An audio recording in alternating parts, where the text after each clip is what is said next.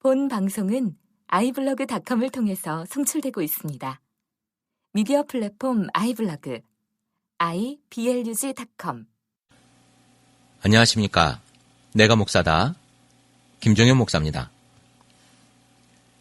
오늘은 제가 컨퍼런스를 마치고 집에 다시 돌아와서 집에서 이제 녹음을 하게 됩니다. 아주 편안하고 좋습니다. 집이 이렇게 편안하고 좋은지 익히 몰랐던 것 같아요. 아내가 왔더니 저를 또 반갑게 맞아주고 너무 좋아요. 사랑하는 아내가 옆에 있어서 너무 좋고요. 제가 행복합니다. 아내의 환영을 받고 이야기를 하다가 담소를 나누다가 이제 녹음을 하고 있는데, 일단 이 방송을 듣는 여러분들이 사실은 어떤 분들인지 제가 정확하게는 잘 모르지만 크리스찬도 있고 크리스찬이 아니신 분도 있을 거라는 생각이 들어요. 제가 여기서 사과를 드리고 싶습니다. 제가 한 건 아니지만 제가 목사로서, 기독교인 중에 한 사람으로서 한기총 그분께서, 그 사람이, 아니 그 목사가 했던 이야기에 대한 그 이야기로 인해서 상처받은 분이 계시다면 제가 목사의 한 사람으로서 깊은 사과를 드립니다. 어쨌든 일어난 일에 대해서는 주워 담을 수 없겠죠. 한국기독교총연합회, 한기총. 지금까지 얼마나 말이 많았고 한기총이 기독교를 대표하지 않는다는 이야기도 계속 했었습니다. 그리고 그 사람이, 그 목사가 지금 이거는 누군가에게 할 말이 아니라는 얘기죠. 이게 사람이 할 얘기입니까? 그 아픔을 가진 사람에게 어떻게 그런 이야기를 합니까? 돈 없는 자들은 제주도 가면 안 됩니까? 그러면 돈 없는 사람은 레스토랑 가서 밥 먹으면 안 됩니까? 아니, 그런데 밥 먹으러 가면 안 되는 겁니까? 사고가 날 수 있죠. 그게 돈이 없어서 사고가 난 게 아니잖아요.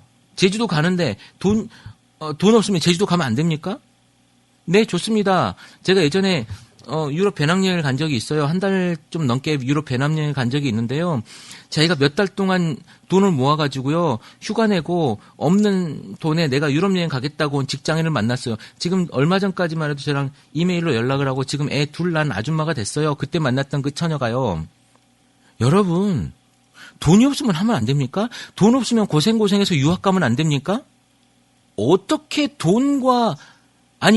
적어도 목사라고 하는 사람이, 어떻게 목사라고 하는 이야기를 하고 있는 사람이 돈 없는 사람은 그러면 안 된다고요?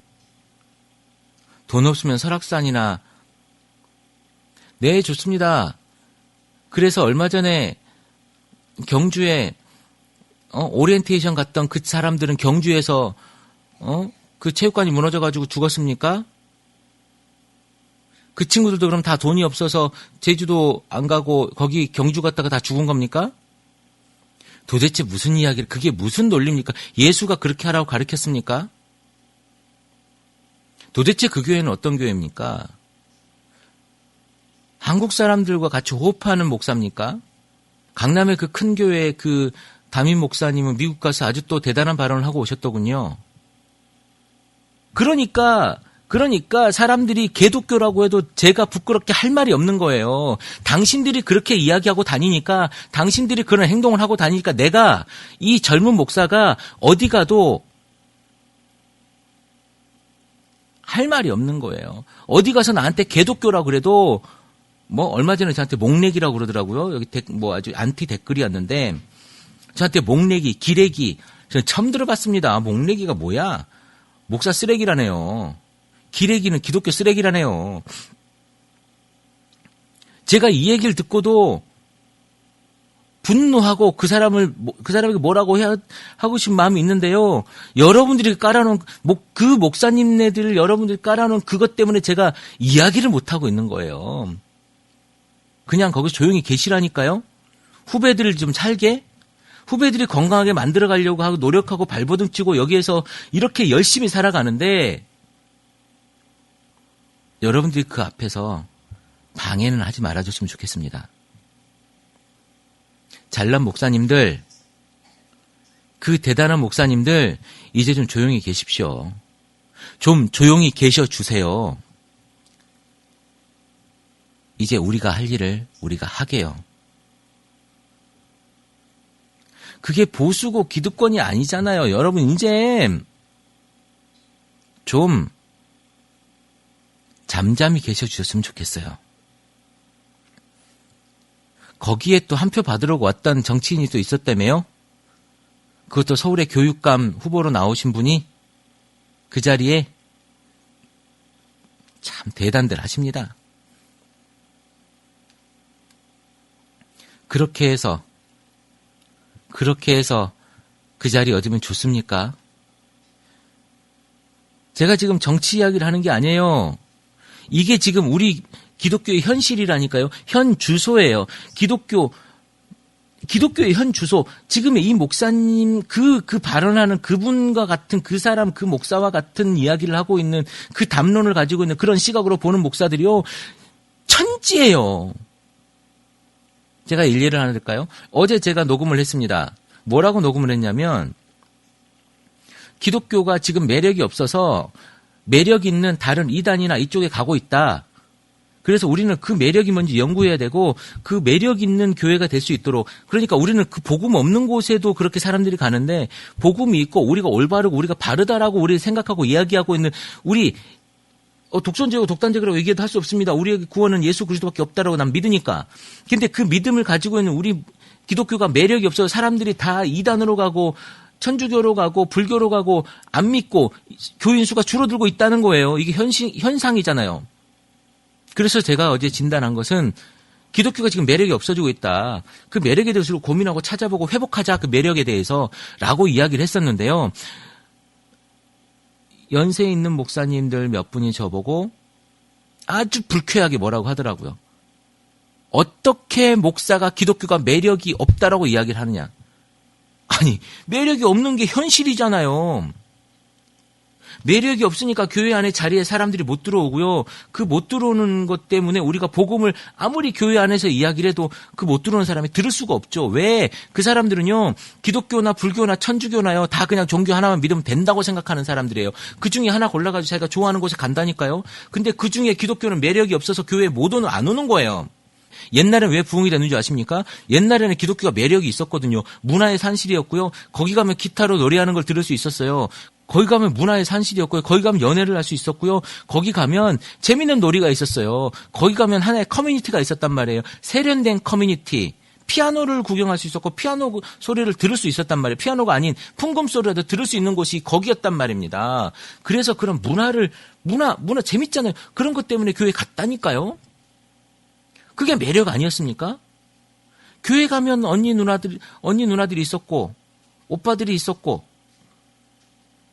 그리고 밤새 놀 수 있는 아주 새벽 크리스마스 얼마나 좋습니까? 크리스마스 이브 때 뭐 연극도 하고 뭐도 하고 그러면서 또 뭡니까? 새벽송 이거 하면서 같이 밤새 놀기도 하고 코카콜라도 하고 너무 재밌었잖아요. 문학의 밤 뭐 이런 것도 하고. 그런데 지금의 교회는 어떤 매력이 있습니까?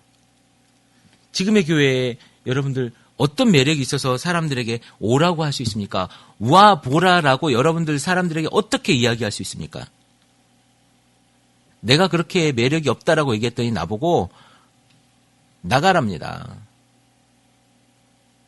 목사가 어떻게 그러면 목사는 우리가 잘못된 부분에 대해서 얘기하면 안 됩니까? 그럼 말이 안 되는 이야기잖아요. 그럼 말도 안 되는 이야기잖아요. 우리가 말해야 되는 건강한 비판, 건전한 이야기들을 우리가 내부에서 해내야 된다니까요. 비난이 아니고 비난받기 싫으면 비판을 해내야 된다는 거예요. 그거 해내지 못하면 우리 기독교는 이미 이제 죽은 기독교가 되는 겁니다. 우리들만의 리그 안에서 우리들만의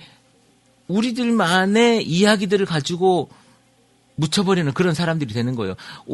한기총에서 그 목사가 그런 얘기를 할 수밖에 없었던 건 뭐냐면 그런 문화를 받아들이는 그 교회의 문화가 있었기 때문에 그렇다니까요. 그렇게 해도 다 받아들이고 it's okay 하는 그런 문화가 있었단 말이에요. 우리가 각성해야 돼요. 대한민국 기독교 깨야 돼요. 그거 없잖아요? 이제 교회의 미래가 없습니다.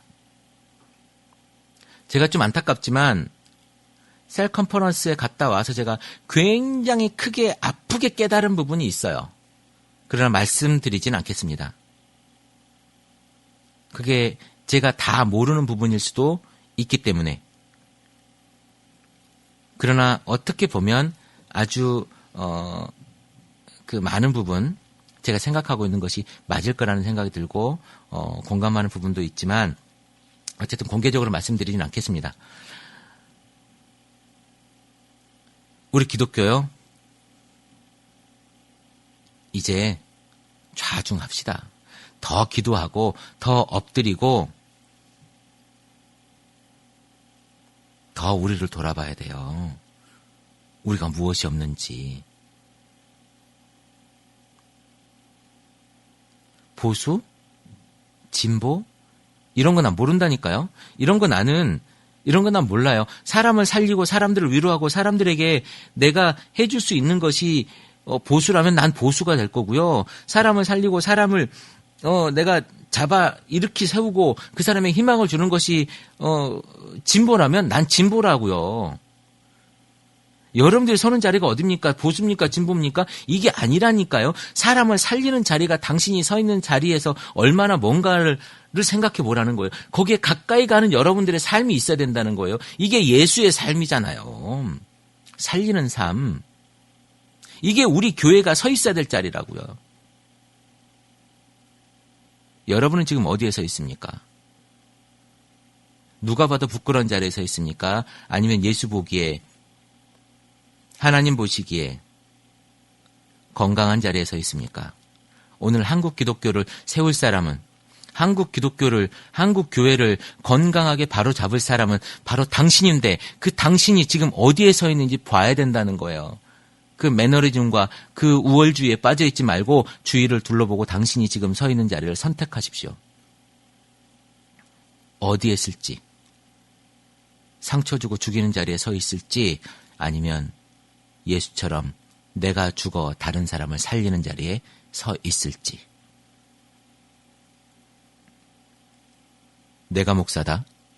김종현 목사였습니다.